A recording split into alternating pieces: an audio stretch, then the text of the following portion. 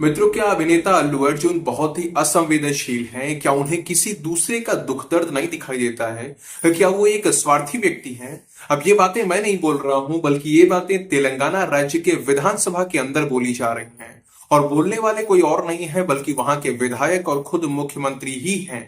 मित्रों, ये बात तो आप लोग जानते ही हैं कि 4 दिसंबर को हैदराबाद के संध्या थिएटर में अल्लू अर्जुन की फिल्म पुष्पा 2 का प्रीमियर रखा गया था, जहां खुद अल्लू अर्जुन भी फिल्म देखने के लिए पहुंचे थे।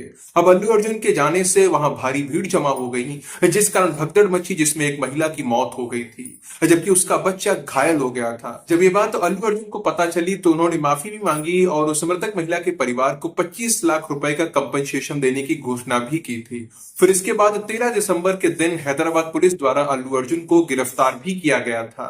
अब इस घटना को लेकर अल्लू अर्जुन के खिलाफ तरह तरह की बातें बोली गई, उनका कैरेक्टर असोसिएशन करने की कोशिश की गई, पर धीरे धीरे ये बातें शांत होती जा रही थी। लेकिन अचानक से तेलंगाना विधानसभा में फिर से इस विषय पर चर्चा शुरू हो गई है।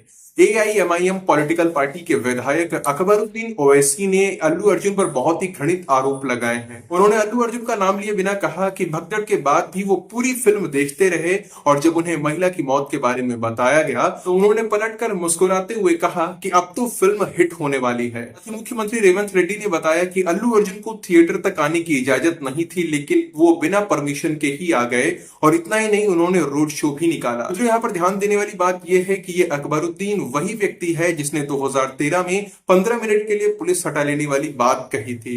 अब इतनी घृणित बात बोलने वाले व्यक्ति को किसी और पर कोई आरोप लगाने का अधिकार कैसे हो सकता है? और उससे भी ज्यादा दुर्भाग्य की बात यह है कि ऐसे लोग आज भी विधायक हैं और विधानसभाओं में बैठे हुए हैं।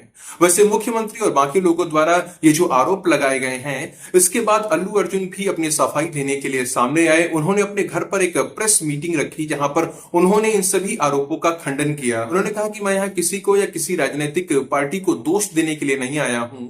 ये प्रेस कॉन्फ्रेंस का मुख्य कारण यही है कि यहाँ बहुत सारी गलतफहमियां हैं, गलत सूचनाएं हैं, गलत आरोप लगाए जा रहे हैं। मैं इस चरित्र हनन से बहुत अपमानित महसूस कर रहा हूं। मैं यहाँ 20 सालों से हूं, मतलब कि इस इंडस्ट्री में 20 सालों से काम कर रहा हूं। मैंने ये जो सम्मान है, ये विश्वास है, ये कमाया है, और इसे एक दिन में बर्बाद कर दिया गया।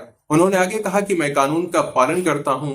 अगर जाने की अनुमति नहीं थी तो आखिर पुलिस क्यों मेरे लिए रास्ता साफ कर रही थी? उन्होंने ये भी कहा कि ये कोई रोड शो नहीं था, बल्कि थिएटर के सामने जो जनता जमा हुई थी बस वही थी। उनका सम्मान करने के लिए मैंने उन्हें देखकर हाथ हिलाया था, और मैं फिल्म देखने इसलिए गया था क्योंकि मैं इससे सीखता हूं। जब मैं अपनी फिल्में खुद देखता हूं तब मैं उससे बहुत कुछ सीखता हूं। मुझे इससे बहुत कुछ सीखने को मिलता है। मैं 7 बार पहले भी यहां आकर अपनी फिल्में देख चुका हूं।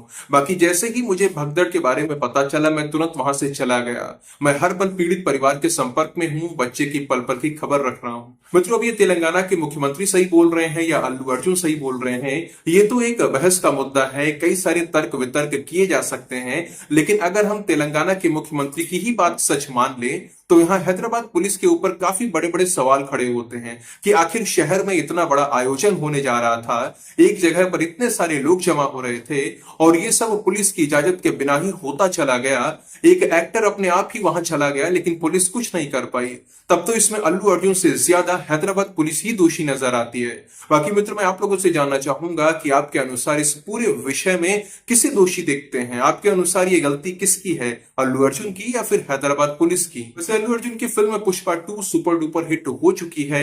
हिंदी वर्जन में ही उसने सभी रिकॉर्ड्स तोड़ दिए हैं। उसने हिंदी भाषा में ही 650 करोड़ से ज्यादा रुपए कमा लिए हैं, और हिंदी भाषा में अभी तक इतनी कमाई किसी भी फिल्म ने नहीं की है।